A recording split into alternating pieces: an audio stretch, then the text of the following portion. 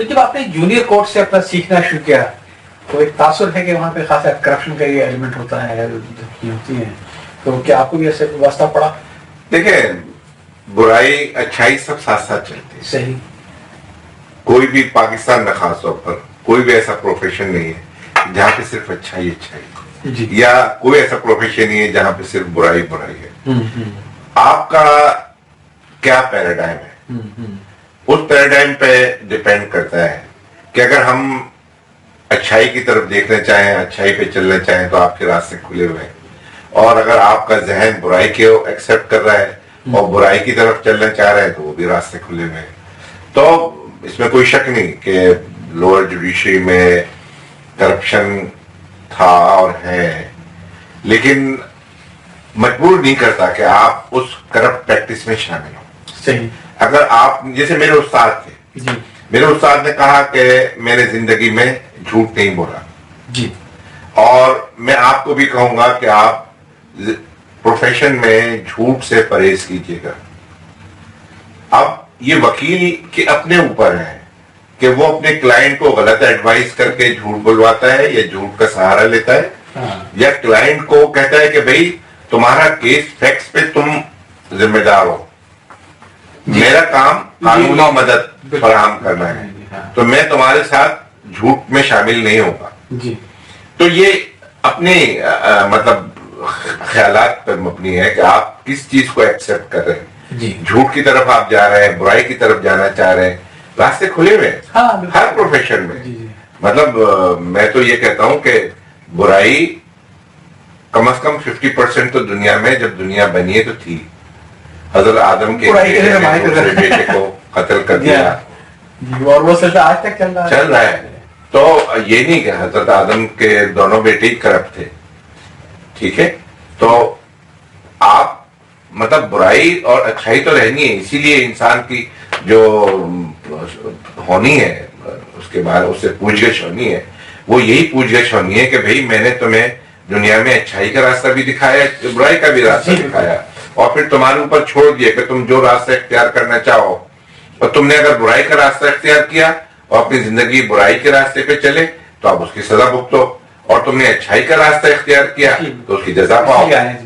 تو یہ تو آپ کو مطلب لا کے پروفیشن سے ریلیٹڈ نہیں، آپ ڈاکٹر کے پروفیشن میں دیکھیں جو مس کنڈکٹ کرتے ہیں اور جو اس میں برائیاں لے کے آتے ہیں، کیا کچھ نہیں کرتے. گردے بیچتے ہیں، خون بیچتے ہیں، لوگوں کو غلط علاج کراتے ہیں، سرجری کرتے ہیں، مرنے کے بعد بھی کئی دن میں. ٹھیک ہے نا. آپ دیکھیں کہ ایون مسجد کا امام جو صرف اللہ تعالیٰ کے لیے نماز پڑھا رہا ہے، وہ جب غلط راستے پہ چل پڑتے ہیں تو کیا کچھ نہیں کرتے. آج اتنے فسادات ہیں، یہ علماء دین کے غلط انٹرپریٹیشن کی وجہ سے فسادات ہیں نا. طالبان جو ہیں وہ، تو آپ یہ نہیں کہہ سکتے کہ اس دنیا میں سوائے برائی کے کچھ نہیں ہے. یہ آپ کے اوپر ہے کہ آپ کس راستے کا اختیار کرتے ہیں. برائی کا راستہ بھی آپ کے سامنے ہے، اچھائی کا راستہ بھی ہے. آپ لوگوں کو دیکھ بھی رہے ہیں یہ برے راستے پہ چل رہے ہیں، ایک ضمیر آپ کے ساتھ ہے، آپ کو وہ پرک کر رہا ہے کہ یہ غلط راستے پہ جا رہے ہیں آپ، لیکن آپ اپنے ضمیر کو دباتے ہیں اس غلط راستے کو اپنی منفعت کے خاطر یا اپنے کسی اور انٹرسٹ کے خاطر آپ برائی کو فالو کرتے ہیں اور برائی میں انوالو ہو جاتے ہیں. تو الٹیمیٹلی پھر آپ دیوار سے لگ جاتے ہیں. جی. اور اگر آپ برائی کے راستے پہ نہیں چلتے، اچھائی کے راستے پہ چلتے ہیں تو وہاں پر بھی آپ کی مدد ہوتی رہے گی. اچھے لوگ آپ کے ساتھ شامل ہوتے رہیں گے، آپ کو راستہ دکھاتے رہیں گے، آپ کو راستہ دیتے رہیں گے، اور آپ اپنی منزل تک پہنچ جائیں گے. تو مطلب کوئی بھی چیز مکمل خراب نہیں ہے، کوئی بھی چیز مکمل اچھی نہیں ہے. آپ خود ہیں کہ آپ اس چیز کو اچھا بناتے ہیں یا اس چیز کو خراب بناتے ہیں. ابھی چونکہ آپ کے لا کے ایجوکیشن کے بارے میں بات چل رہی تھی، تو آپ نے ظاہر ہے کہ مڈ 70s میں آپ نے لا کیا ہے، آج ماشاء اللہ آپ فیکلٹی میں لا میں پڑھا رہے ہیں. تو اگر میں 1 to 10 کے اسکیل پہ دیکھوں کہ 1 is the lowest and 10 is the highest، تو جب آپ نے لا کیا تو یہاں پہ میں تعلیم پڑھنے کا ماحول تھا 1 سے لے کر 10 کے اسکیل پہ، اور اب کیا ہو چکا ہے، یہ اپنی جو ریفارم بتائیے اس کے بارے میں. میرا خیال یہ ہے کہ اگر اس وقت 10 میں سے اگر 4 نمبر دیے جائیں جی تو آج آپ اس کو 6 نمبر دے سکتے. چلیے 50% امپروومنٹ کافی ہے. ہاں مطلب یہ کہ امپروومنٹ ہے ایٹ لیسٹ نیچے کا سفر تو کم ہو گیا. جی بالکل. اور یہ بہتری کی اور مجھے بہت خوشی ہوتی ہے جو ہمارے نئی جنریشن لا کر کے باہر سے آ رہی ہے یہاں پڑھ رہے ہیں, ان کی پریزنٹیشن اب جب نوجوان وکلا ہمارے سامنے پیش ہوتے ہیں تو میں ان کو بہت انکریج کرتا ہوں اور مجھے بڑی خوشی ہوتی ہے ان کی پریزنٹیشن, ان کی نالج, ان کی محنت اور ان کے آداب, ساری چیزیں ایکسیلنٹ ہیں. ایک چیز کی بھی مجھے بڑی کمی محسوس ہوتی ہے, ہم کے اتفاق کریں کہ باقی جو پروفیشن ہے جیسے میڈیکل پروفیشن ہے اس میں ایک بڑا رول ہوتا ہے پیرامیڈیکل اسٹاف کا بھی, جو پہلے بھی کیئرنگ کرتا ہے بعد میں کیئرنگ کرتا ہے. لیگل پروفیشن میں یا آپ وکیل ہیں یا کچھ بھی نہیں ہے, وہ پیرا لیگل اسٹاف جو ہے. پیرا لیگل اسٹاف ہے, اچھا, اور وہ بتاتا بھی ہے اور جونیئر وکلا حضرات کو گائیڈ بھی کرتا ہے, لیکن اس میں جیسے میں نے کہا نا کہ اچھے برے سب طرح کے لوگ ہیں. بلکہ پنجاب میں صرف فیشن تھا کہ کیس منشی لا کے دیتا تھا اور اس کا ہمیشہ یہ منشیانہ منشی وکیل کا ہوتا ہے, ہاں ٹھیک ہے نا, لیکن پیرامیڈیکل اسٹاف جو کورٹ کا اسٹاف ہوتا ہے جیسے ریڈر ہے یا اسٹینوگرافر ہے یا نائب قاصد ہے. ہاں نہیں, میں صرف کہتا کہ جو خود لیگل لائر کے ہیں ان کے پاس اسسٹنٹ, ان کے اسٹینوگرافر, میں اس کی بات کر رہا ہوں. ہاں اب مطلب سندھ میں منشی کا کنسپٹ, خاص طور کراچی میں منشی کا کنسپٹ وہ نہیں ہے جو پنجاب میں ہے. جی, وہاں سے پرسنٹیج فی فکس ہوتی تھی پنجاب وہ ہوتی تھی اور وہ وکیل کو پوری طرح اسسٹ کرتا تھا.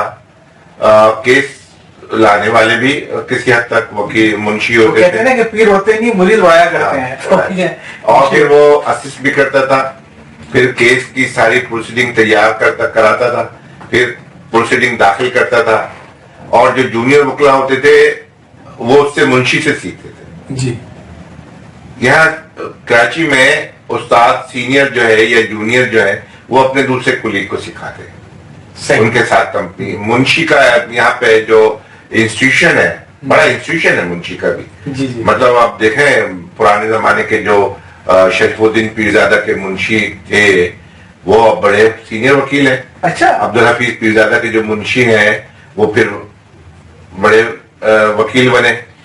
اپنا ایک ہمارے جج صاحب تھے ہائی کورٹ کے, وہ ایک سینئر وکیل کے منشی تھے, اور منشی سے انہوں نے آج بھی کچھ ہائی کورٹ کے ججز ہیں جو انہوں نے شروع کیریئر ایز اے منشی کیا. اچھا, اور تو وہ تو ظاہر ہے کہ انہوں نے محنت کی. پھر میں اپنا سوال آپ سے لیتا ہوں. جی تو بہت مطلب یہ کہ ہر بات یہ ہے کہ دیکھیں جس میں بار بار یہ بات کر رہا ہوں کہ کوئی چیز پوری طرح خراب نہیں ہے, کوئی چیز پوری طرح اچھی نہیں ہے.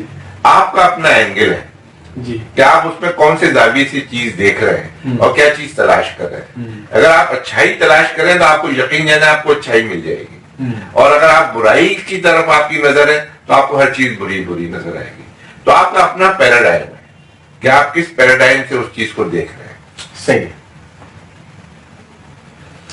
تو اس طریقے سے آپ کا سفر اسٹارٹ ہوا اپنے حیدر صاحب سے, انہی کیا جا کے تم ہی نے درد دیا تم ہی دوا دو گے. جی, میں ان کے ساتھ گیا اور پھر اس کے بعد میں نے ان کو اسسٹ کیا, اور میں محنت کر کے بعض اوقات یہ ہوتا تھا کہ جب میرے جو سینئر عزیز صاحب آتے تھے تو میں سارے کیسز نپٹا چکا ہوتا تھا.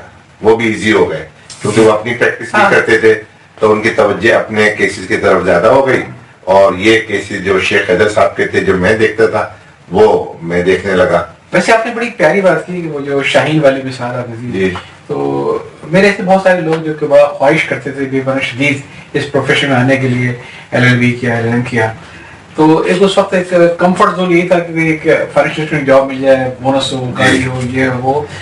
اور دوسرے جب جاتے تھے کبھی کورٹ میں تو ایک تو وہ تھا کہ سینئر وکیل جو جونیئر کو پیسے نہیں دیتے تھے جی, اور دوسرا جو سب سے بڑی ڈسکریجمنٹ جو اس وقت ہوتی تھی کہ جو کورٹ کے باہر جو موٹر سائیکل کے اوپر کارا کوٹ کندھے اڑا کے بیٹھتے تھے اور آئیے بہن کی آئیے بھائی کی طرح دوڑتے تھے, تو اس سے بڑا دل ٹوٹتا تھا کہ یار یہ کام کرنا تو آدمی جا کے. جی بالکل, اور بلکہ وہ بالکل آپ صحیح کہہ رہے ہیں. ہم بھی جو ہے جب آئے اپنا پریکٹس میں, اور شیخ حیدر صاحب نے کہا کہ آپ ان کو عزیز صاحب کے ساتھ رہیں کیونکہ آپ نے سیکھنا ہے, اور سیکھنے کے لیے آپ کو نیچے کی عدالتوں میں جانا پڑے گا.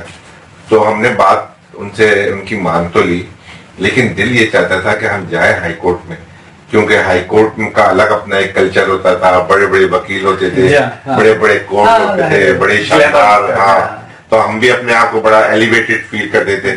اس کے برخلاف جب ہم سٹی کورٹ میں آتے تھے تو سٹی کورٹ میں وکلا حضرات کا اپنا ایک انداز بیچاروں کا بڑا مخلصانہ, اور کورٹ بھی بڑے چھوٹے چھوٹے, اور وہاں کا جج بھی بیچارہ بڑا معصوم سا, اور مطلب حالات جو انفراسٹرکچر تھا بڑا پور تھا.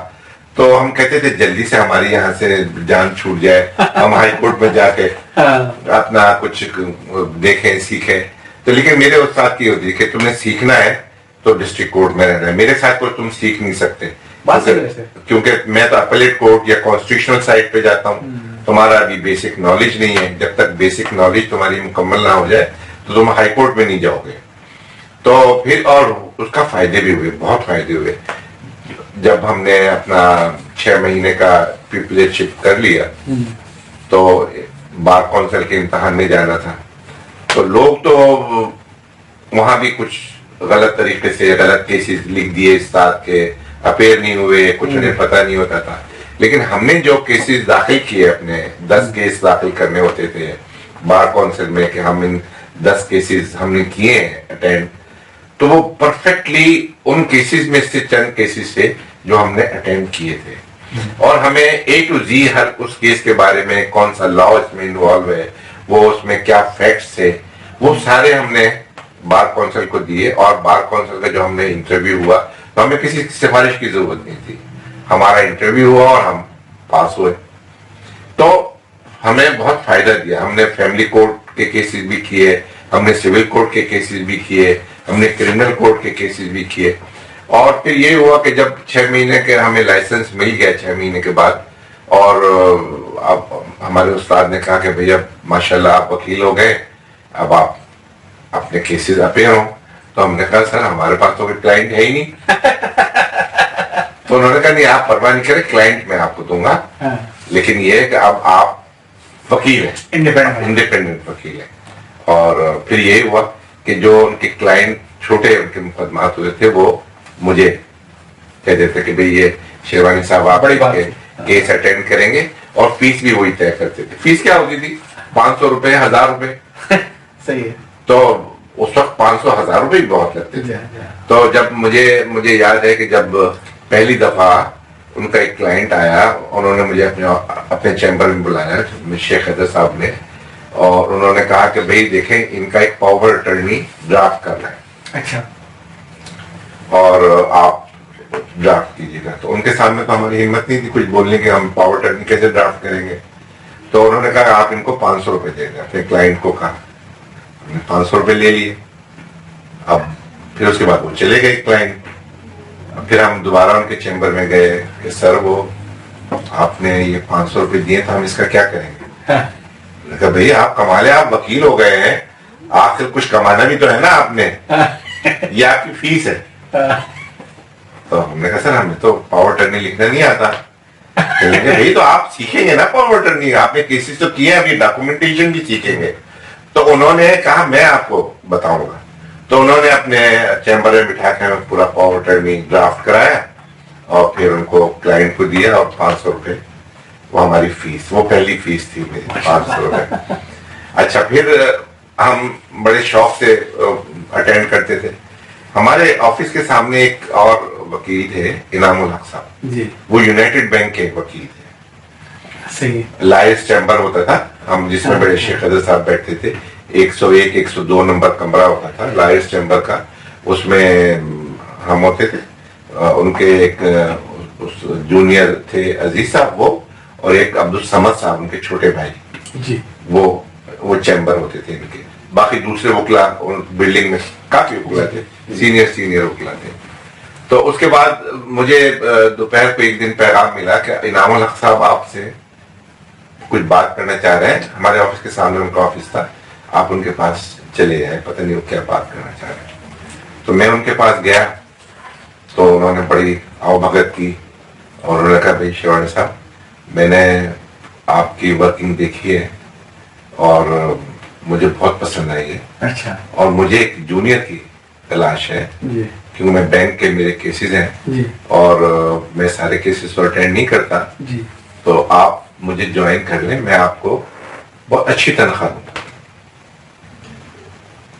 اب انہوں نے جب تنخواہ کی بات کی تو آپ یقین جانیں کہ ایک جھرجھری سے ہمارے اندر, اور مجھے بات بہت بری لگی کہ وکیل ہو کے یہ نوکری مجھے نوکری کرنی ہے، تو پھر میں نے بیکار وکالت کی. اچھا اب چونکہ سینئر کے آداب ہوتے ہیں تو آپ ان کو ایکسٹمپورٹ تو منع نہیں کر سکتے نا.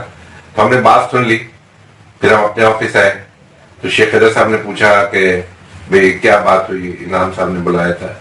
انہوں نے کہا سر مجھے تو بڑا افسوس ہوا کہ انہوں نے جو ہے مجھے نوکری آفر کی ہے، میں نے نوکری کرنے کے لیے تو وکالت نہیں کی.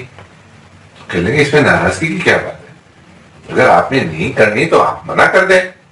تو اس میں نہ جذبات میں آنے کی ضرورت ہے نہ ناراضگی کی ضرورت ہے. انہوں نے تو آپ کے کام کو دیکھا، لوگ تو خود اپلائی کرتے ہیں، انہوں نے آپ کو خود کہا تو کوئی بات نہیں ہے آپ نہ کریں.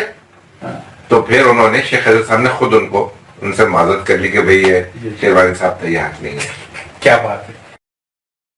لے کے جا رہے ہیں، دن میں بیٹھ رہے ہیں، اس کورٹ میں جا رہے ہیں اس کورٹ میں جا رہے ہیں، ہر کورٹ میں جو ہے کسی نہ کسی بہانے سے کیس ایڈجرن ہو گیا اور سارا دن ہم نے ضائع کیا. بار روم میں چائے پی اور گپ لگائی اور پھر واپس آفس میں آ گئے، آفس میں تھوڑی دیر بیٹھ کے کام کیا اور اس کے بعد دوسرے دن کے کیس کی تیاری، بڑی محنت سے تیاریاں کی، سارے نوٹس لیے، ساری چیزیں.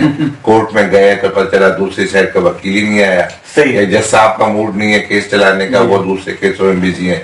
پھر ہم سارا کا سارا ایسے ہی واپس لے کے آ گئے. تو اس سے بڑی مایوسی ہوتی تھی.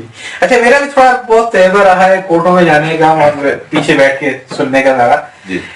تو میں نے دیکھا کہ پتہ نہیں کیا ہمارے وکیل حضرات کی بھی ٹینڈنسی سی ہوتی ہے کہ جب کوئی وکیل ایڈجسٹمنٹ مانگتا ہے تو دوسرا بھی ایک سائے آف ریلیف لیتا ہے. مطلب اس میں پروٹیسٹ نہیں کرتا کہ میرا کسٹمر سفر کر رہا ہے تو کہتا ہے اس طرح ان کو ایک چانس اور دیتے ہیں. اس میں ہم آتے ہیں بعد میں، لیکن ابھی آپ جو اپنے شروع بات کی تو میرا خیال ہے کہ آپ نے پہلے جب لا کیا تو پہلے آپ نے اپنے استاد کے ساتھ وکالت کیے، ان کے 1 سال تک وہاں پہ کیے، 1.5 سال. اچھا اس کے بعد جب آپ نے امتحان دیا ہے اس کا ججز کا، وہ ٹوٹل پریکٹسنگ پیریڈ آپ کا کتنا تھا؟ وہ ٹوٹل میرا مطلب یہ کہ میرا خیال ہے کوئی 3 سال کے قریب. 3 سال کے قریب. اچھا میرا سوال آپ سے یہ ہے کہ much can be said on both side. جی کہ پہلی بات تو مجھے آپ کی اچھی لگی کہ جب آدمی کی اپنی ایک فیلڈ ہے تو اگر گاڑی چلانی ہے تو پھر موٹر سائیکل چلانے کا فائدہ ہے، کیونکہ پھر مجھے گاڑی کی پریکٹس کرنی ہے. تو آپ نے جو اپنا جو ایک آپ کا لائف کا ایک ایم تھا جج بننے کا، تو پھر آپ نے مناسب سمجھا کہ سونر دی بیٹر، بجائے سے کہ 20 سال کو ہیں. لیکن اس کی دوسری سائڈ ایک یہ بھی ہے کہ بعض لوگ یہ بھی کہتے ہیں کہ جب تک آدمی اچھی طریقے سے 15-20 سال رگڑا نہ کھا لے ایز اے وکیل اور ہر قسم کے کیس میں اپیئر نہ ہو جائے اور ہر قسم کی چیزیں دیکھ لیں، تو اس وقت تک جب بطور جج وہ اپنی نشست سے بیٹھتا ہے تو وکیل کے ذہن کو پڑھ نہیں پاتا ہے. اس پر آپ کچھ کہیں گے؟ میں اس کو تھوڑی سی مثال دی ہے، جیسے انجینئرس کو ہم دیکھتے ہیں تو بعض انجینئرز وہ ہوتے ہیں جو کہ پہلے مارکیٹ کے اندر جا کے فیلڈ میں کھڑے ہو کے 15-20 سال تک کرتے ہیں، پھر وہ آ کے جب ڈیسک پہ بیٹھتے ہیں تو ان کا بہت ہی میچیور قسم ہوتے ہیں. لیکن کوئی لڑکا اگر بی کرتے ہی ڈیسک پہ آ کے انجینئر بیٹھ جائے گا تو وہ اتنا پھر میچیور اس کا وہ نہیں رہتا ہے. تو آپ اپنی فیلڈ کے حوالے سے کیا اس کو دیکھتے ہیں اور آپ لوگوں کو کیا سجیسٹ کریں گے کہ ججز میں آنے کے لیے امتحان کے پاس کرنا ضروری ہے؟ ایٹ لیسٹ کتنا عرصہ کو وکالت کی پریکٹس کرنی چاہیے؟ دیکھیں مختلف اسٹیجز ہیں جوڈیشری میں انڈکٹ ہونے کے. جی ایک انڈکشن ہوتا ہے سول جج کے لیول پہ، جی جہاں پہ آپ کو 2 سال یا 3 سال کی پریکٹس چاہیے ہوتی ہے. پھر ایک انڈکشن ہوتا ہے ایڈیشنل ڈسٹرکٹ اینڈ سیشن جج کے لیول صحیح، وہاں پہ آپ کو 8 سال 6 سال 8 سال کی وکالت چاہیے ہوتی ہے. پھر نیکسٹ انڈکشن ہوتا ہے ہائی کورٹ کے لیول پہ، وہاں پہ آپ کو 10 سال کی پریکٹس چاہیے ہوتی ہے. پھر کانسٹیٹیوشن میں یہ بھی گنجائش موجود ہے کہ سپریم کورٹ میں ڈائریکٹ اپوائنٹمنٹ ہو سکتا ہے یا ایون کسی ہائی کورٹ میں چیف جسٹس کی حیثیت سے اپوائنٹمنٹ ہو سکتا ہے. تو یہ مختلف اپوائنٹمنٹ ہے اور ہر اپوائنٹمنٹ کے لیے ایئر آف پریکٹس ڈیٹرمنڈ ہے. جی تو وہ اسی لحاظ سے ڈیٹرمنڈ ہے کہ وہاں پہ آپ کو جس کیلیبر کی ضرورت ہے اس اپوائنٹمنٹ پہ وہ اتنا عرصہ آپ اپنی وکالت میں وہ پیدا کر سکتے ہیں. مثلا سول جج ایک بنیادی طور سے سول جج ہوتا ہے، اس کا جورسڈکشن بہت کم ہوتا ہے، وہ معمولی قسم کے کیسز ڈیسائیڈ کرتا ہے. تو امید یہ کی جاتی ہے کہ 2-3 سال میں وکالت کر کے وہ کیلیبر حاصل کر سکتا ہے. صحیح. اس سے اوپر ایڈیشنل سیشن جج تو ظاہر ہے اس میں 6 سال 8 سال کی وکالت ضرورت موت کی سزا بھی دے سکتا ہے. جی موت کی سزا دیتا ہے. پھر ہائی کورٹ کا اسی لحاظ سے کہ آپ کانسٹیٹیوشنل سائٹ پہ کام کر رہے ہوتے ہیں, آپ ڈفرینٹ کمرشل سائٹ پہ کام کر رہے ہوتے ہیں, کیونکہ وہاں پہ فیلڈ وائڈ ہو جاتی ہے ہائی کورٹ میں, تو وہاں پہ کم از کم 10 سال, کم از کم 10 سال. لیکن 10 سال کے بعد وکالت کرنے کے بعد بہت کم ایسا ہوا ہے کہ وکیل ہائی کورٹ جج بن گئے. آپ نے خاصی دلچسپ بات کی, اور مجھے ایک تھوڑا سا اطمینان یہ ہوا کہ ایسا نہیں ہے, دونوں ہی چیزیں اپنی جگہ پہ معنی رکھتی ہیں. اور کوئی آدمی اگر چاہے وکالت ہو چاہے ایز اے سول جج ہو, چیز شوق کی ہے اور سیکھنے کی ہے. جی. تو اگر 20 سال اس نے وکالت بھی کرتا رہا ہے, لیکن اگر شوق نہیں تو اچھا جج کبھی نہیں ملے گا. نہیں تو جج بننے کے لیے ظاہر قابلیت کی ضرورت ہے نا, صرف نمبر آف ایئر پریکٹس کافی نہیں ہوتا.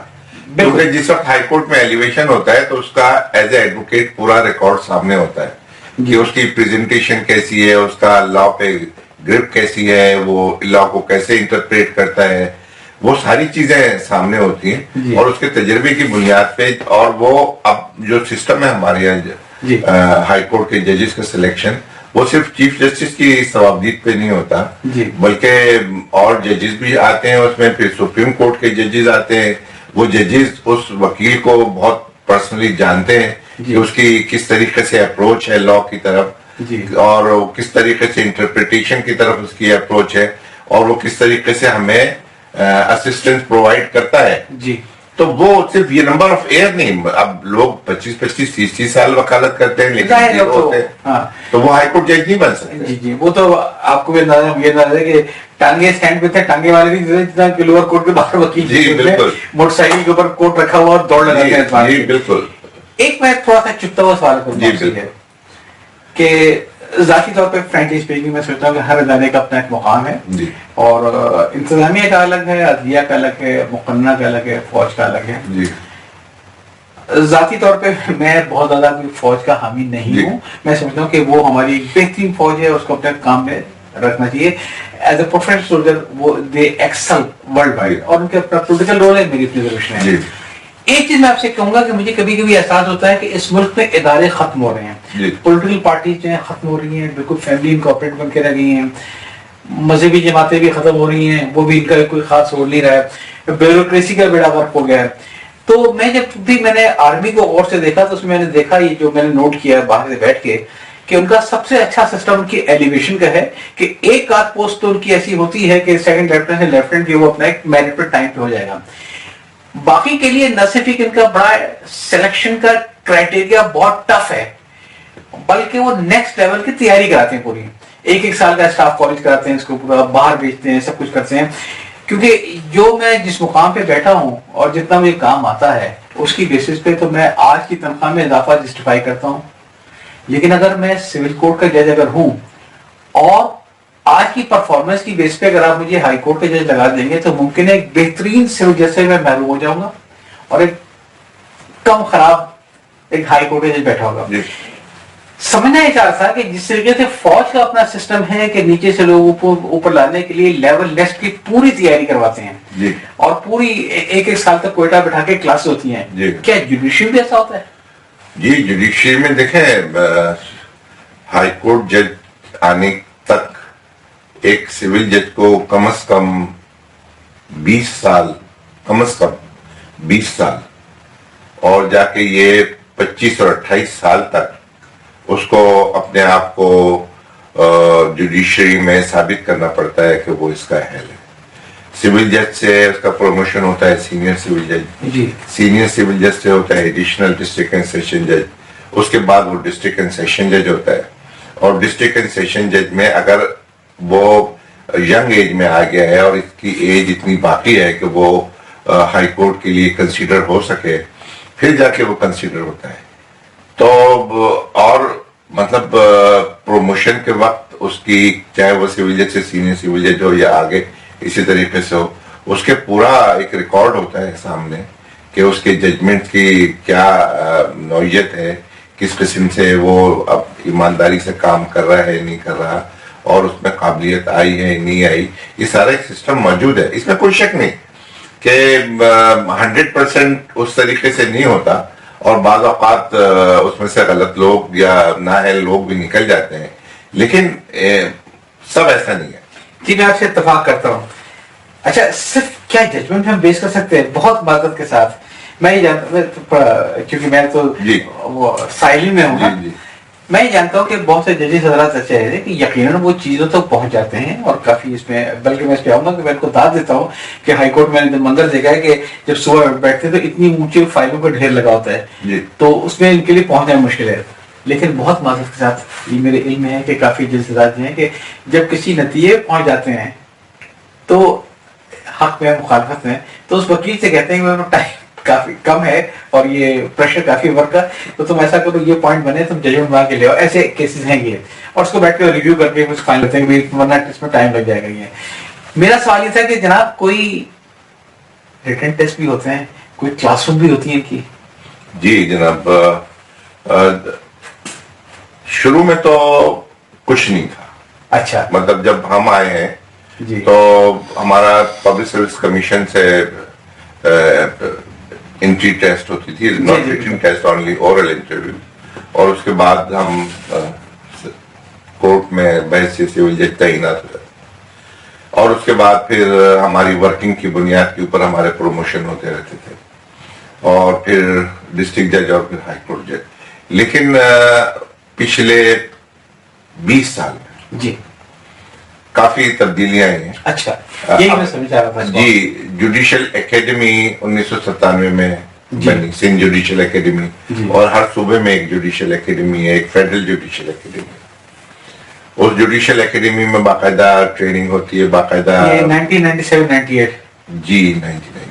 اس کا مطلب ہے کہ وہ جو میرا ایک بڑا خاصا آپ سے ڈیبیٹ رہے گی ایکسیس ٹو جسٹس سسٹم جو ہمارا 2001 کے بعد آتا ہے، تو یہ سے پہلے قائم ہو چکی تھی ہے. جی ٹھیک ہے، اس پہ میں آؤں گا اور خاصا تفصیلی آؤں گا. جی ٹھیک ہے. جی تو وہ مطلب اب جو سلیکشن ہوتا ہے، اب پبلک سروس کمیشن سے سلیکشن نہیں ہوتا سول جج کا یا ایڈیشنل سیشن جج کا، اب ہائی کورٹ کی اپنی ایک باڈی ہے. اچھا، اور وہ خود انٹرویو لیتی ہے، ریٹن ٹیسٹ لیتی ہے، انٹری ٹیسٹ ہوتا ہے، اور بڑے پیمانے پہ ہوتا ہے. یہاں تک کہ اتنا سخت اس کا امتحان ہوتا ہے کہ ابھی پچھلے دنوں 8 ویکینسیز تھیں ایڈیشنل سیشن جج کی، اور تقریباً 3000 وکلا نے اس کا امتحان دیا تھا، اور صرف ایک پاس ہوا تھا. صرف ایک پاس ہوا. سبحان اللہ. تو مجسمے چوک پہ لگانی چاہیے. تو مطلب یہ نہیں ہے. اب پھر اس کے ریفریشر کورسز ہوتے رہتے ہیں، اور ہر ٹاپک پہ جو قانون کے ماہرین ہیں، ایک ریٹائرڈ ججز ہیں، وہ جاتے ہیں جوڈیشل اکیڈمی میں. باہر کے لوگ faculty member, visiting faculty member ہیں، اور وہ اپنی جو بھی ان کی ایکسپرٹیز ہے اس سے وہ ججوں کو بتاتے ہیں، اور ججوں کے ساتھ انٹریکشن ہوتا ہے. ایک بہت اچھا بہتر اب نظام ہو گیا، کافی بہتری آ رہی ہے، امپرومنٹ آ رہی ہے. جی جی ہاں، ورنہ بہت مدد ہمیں تو بہت دور دیکھا ہے کہ باقاعدہ سزا رکھ دی گئی تھی کہ جو کیس اپروو فار رپورٹنگ نہیں ہوگا، اگر کسی نے شائع کر دیا تو شائع کرنے والے کی سزا ہے. کیونکہ میرے علم کے تک ایسے واقعات ہوئے تھے کہ جو جج صاحب نے خود ہی بھیج دیا. وہ ہائی کورٹ ججز کے لیول پہ ہے، ایک قانون ہے، ایک قانون ہے، اور قانون میں یہ لکھا ہوا ہے کہ جج خود اس کو اپروو کرے گا، اور اس میں بتائے گا کہ کیا لا پوائنٹ ہے. بہت معذرت کے ساتھ میرے علم کی حد تک پہلے تھا کہ صرف جج اپروو کرتے تھے. بعد میں جو میں نے سنا ہے غالباً کوئی کمیٹی بھی بنی تھی جو سارے جو فائلیں ریویو کرتی تھی. نہیں، اچھا نہیں، جہاں تک سندھ کی بات ہے، میں سندھ کی بات کروں گا، ایسی کوئی کمیٹی نہیں ہے، کیونکہ قانون میں یہ دیا ہے کہ جج خود اپروو کرے گا، لہذا وہ کمیٹی نہیں بن سکتی. ایسی کوئی میرا خیال ہے کچھ غلط خبر ہوگی. اچھا، ایسا نہیں ہے کہ جج صاحب بھی کسی سے پہلے نہیں، کبھی چیف جسٹس کا بھی کوئی رول نہیں ہوتا. کبھی نہیں، کوئی رول. تو دین آئی اسٹینڈ کریکٹڈ، کیونکہ میرے علم میں یہ تھا کہ پہلے کچھ ایسے کیسز چھپ گئے تھے جس میں بہت ہی چوکے چھکے مارے گئے تھے، اور بعد میں خود پریشانی بھی ہوئی اپروو. اگر کچھ اس میں ایسا ہوتا ہے کہ وہ ججز کی مرضی کے بغیر رپورٹنگ ہو جاتی ہے جی، اور اس میں جو وکلا حضرات ہوتے ہیں ان کا ایک بڑا رول ہوتا ہے. وہ چاہتے ہیں کہ ہمارے کیسز رپورٹ ہوں زیادہ سے زیادہ. اب اس میں کوئی لا پوائنٹ تو انوالو نہیں ہوتا، وہ ججوں کی بغیر مرضی کے وہ سائٹیشن میں آ جاتے ہیں. لہذا وہ اس کے اوپر پھر کافی اعتراضات ہوتے ہیں کہ بھئی اس میں کون سا ایسا پوائنٹ تھا इवन आधे आधे पेज का ऑर्डर वो रिपोर्ट हो रहा है जिसमें कोई लॉ पॉइंट इन्वॉल्व नहीं है, कुछ नहीं है, तो उस पर एतराजात होते हैं उस रिपोर्टिंग। हाँ, वो में कहते हैं ना, कुछ तो होते हैं मोहब्बत में जुनून के आसार और कुछ लोग भी दीवाना बना देते हैं। तो इस वक्त मेरे पास सारे वो हवालात मौजूद नहीं है, लेकिन यकीनन मेरी नजर से खबरें गुजरी हैं कि जिसमें मालूम हुआ कि दोनों साइड के वकील ने बाकायदा अपील दायर की कि जो जज साहब ने जो जजमेंट दिया है, मतलब मुद्दा दोनों कि जो जजमेंट दिया है इसमें उन्होंने सुप्रीम कोर्ट को ओवररूल कर दिया है, जो नहीं था। गलती का एहतमाल होता है जी। मतलब इसीलिए एक ड्यू प्रोसेस में एक अपील और फिर एक सेकंड अपील भी मौजूद होती है, रिव्यू मौजूद होता है। तो ह्यूमन बीइंग है, जजेस गलती करते हैं, गलती हो जाती है, लेकिन जानबूझ के गलती नहीं होनी चाहिए। और ह्यूमन बीइंग के हैसियत से वो गलती कर सकते हैं और गलती ठीक होनी चाहिए।